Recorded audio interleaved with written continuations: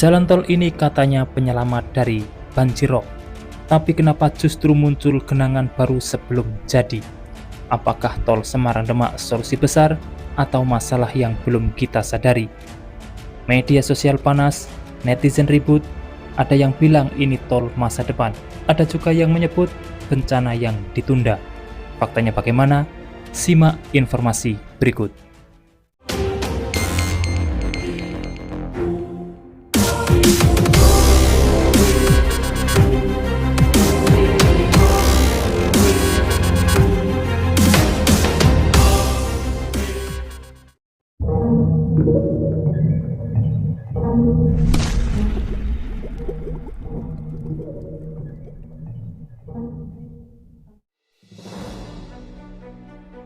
Bayangkan sebuah jalan tol bukan hanya untuk mempercepat perjalanan, tapi juga diklaim mampu menahan banjirop yang selama ini menghantui pesisir Semarang dan Demak.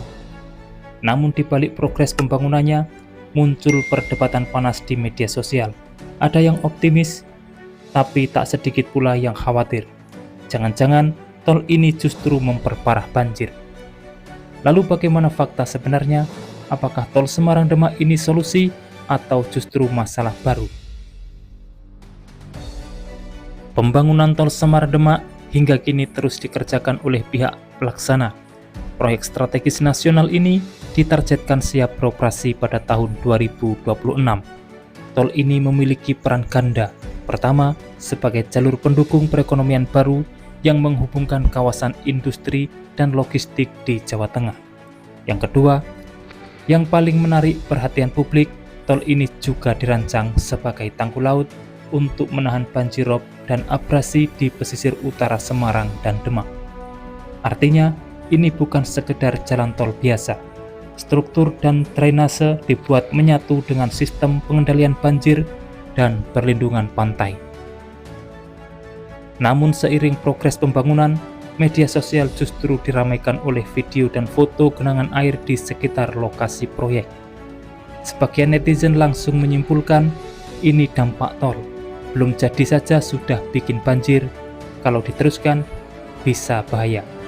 Narasi ini menyebar cepat, menimbulkan kekhawatiran publik, bahkan memicu anggapan bahwa proyek ini berisiko gagal secara lingkungan. Tapi, apakah kesimpulan itu benar? Pengamat lingkungan dari Universitas Islam Sultan Agung Semarang, Dr. Mila Karmila, memberikan pandangan yang lebih menenangkan.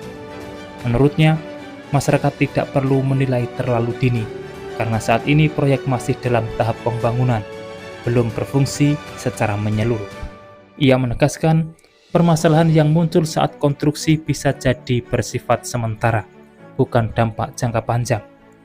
Kesimpulan tentang suatu pembangunan hanya bisa diambil setelah infrastruktur itu benar-benar berfungsi dan memberikan manfaat untuk masyarakat banyak.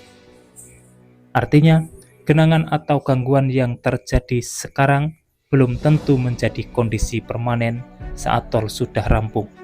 Dr. Mila juga menjelaskan dalam setiap proyek besar, dampak sementara hampir selalu terjadi, mulai dari perubahan aliran air, gangguan drainase, hingga aktivitas alat berat yang mempengaruhi lingkungan sekitar. Namun disinilah pentingnya evaluasi berkelanjutan oleh pelaksana proyek. Setiap kendala teknis harus dipantau, diperbaiki, dan disesuaikan selama proses berlangsung. Justru jika tidak ada evaluasi sama sekali, itulah yang patut dikhawatirkan. Jika berjalan sesuai rencana, tol Semarang-Demak diharapkan menjadi penopang utama pertumbuhan ekonomi pesisir Jawa Tengah, jalur distribusi logistik yang lebih efisien, pelindung kawasan pesisir dari abrasi, dan pengendali banjirop yang selama ini merugikan warga. Menurut Mila, seluruh rencana proyek ini tidak dilakukan sembarangan. Sudah melalui kajian ilmiah, survei lapangan, serta analisis dampak lingkungan jangka panjang. Dengan dasar itu, pembangunan ini dirancang agar berkelanjutan, bukan merusak. Tol Semarang-Demak memang menuai pro dan kontra. Namun satu hal yang perlu diingat, menilai proyek besar saat masih setengah jalan seringkali menimbulkan kesimpulan yang keliru. Apakah tol ini solusi atau ancaman?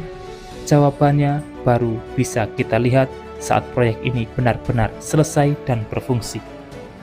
Yang terpenting, pengawasan publik tetap berjalan, evaluasi teknis terus dilakukan, dan manfaatnya benar-benar dirasakan masyarakat. Bagaimana menurut kalian?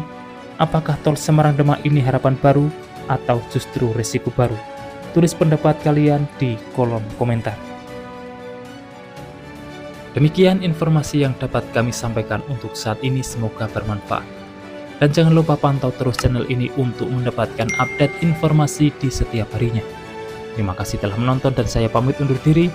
Wassalamualaikum warahmatullahi wabarakatuh. Sampai bertemu di kabar menarik selanjutnya.